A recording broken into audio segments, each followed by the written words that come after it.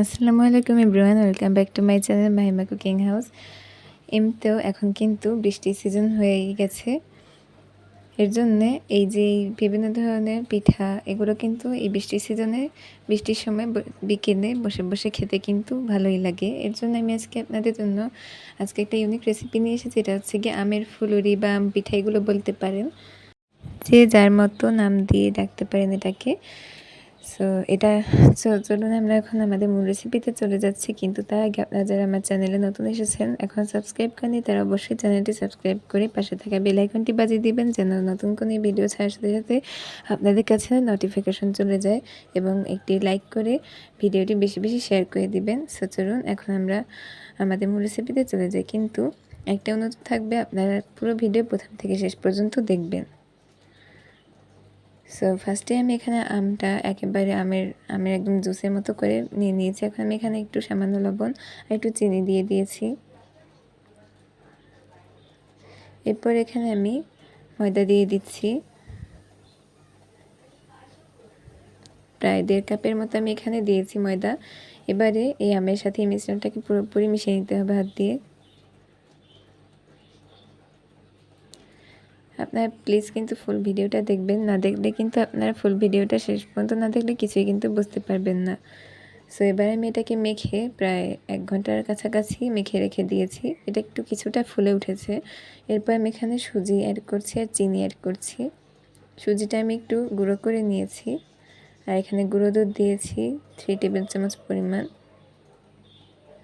এখন এখানে একটু পানি দিয়ে নিচ্ছি। পানি দিয়ে তারপরে একটু মেখে নিতে হবে এটাকে।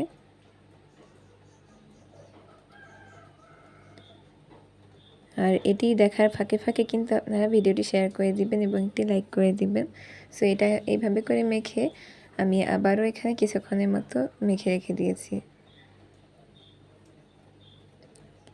মেখে পরে কিন্তু এটা অনেকটা ফুলেছে আর ব্যাটারটা কিন্তু অনেক সফট হয়েছে, মসৃণ হয়েছে।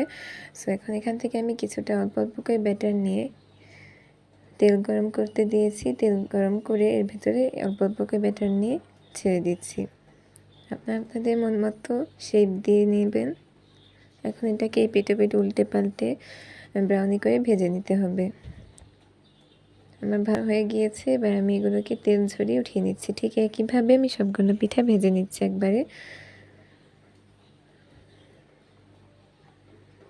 সো এর মধ্যে আমার সবগুলো পিঠা ভেজে নেওয়া হয়ে গিয়েছে। এবার বিকেলে বৃষ্টির সময় গরম গরম এমন সুন্দর পিঠে আর তার সাথে বৃষ্টি দেখা কিন্তু মজাই আলাদা। সো আপনারা যারা এমন করতে চান তারা অবশ্যই রেসিপিটি এখনই গিয়ে ট্রাই করতে পারেন, কারণ এর থেকে বেশি কোনো ইনগ্রিডিয়েন্টস ব্যবহার করা হয়নি। আর সুজিটা কিন্তু আপনারা চাইলে দিতেও পারেন, নাও দিতে পারেন, কিন্তু দিলে আরও টেস্ট বাড়ে। গুঁড়া দুধটাও কিন্তু নাও দিতে পারেন, তারপর দিলে আরও টেস্ট বাড়ে, এর জন্যই দিয়েছি। আর কতটা সফট আর তুলতুলে হয়েছে পিঠাগুলো কিন্তু দেখেই বুঝতে পারছেন। আর আমি আপনাদের বোঝার জন্য একটা ছিঁড়ে দেখাচ্ছি কেমন হয়েছে। খেতে কিন্তু অসম্ভব মজাদার হয়েছিল। আমি ফার্স্টে ভেবেছিলাম যে কেমন যেন একটা হয়ে যেতে পারে, কিন্তু পরে দেখলাম যে না, অনেক টেস্টি হয়েছে এটা। এই যে দেখো, অনেক তুলতুলে হয়েছে, অনেক নরম।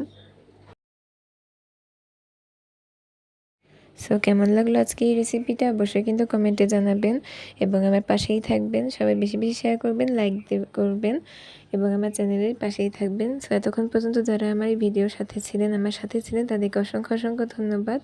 সবাই ভালো থাকবেন, সুস্থ থাকবেন। সবাইকে আজকের মতো এখানে বিদায় জানিয়ে আমি আমার আজকের ভিডিও এখানেই শেষ করছি। আল্লাহ হাফেজ।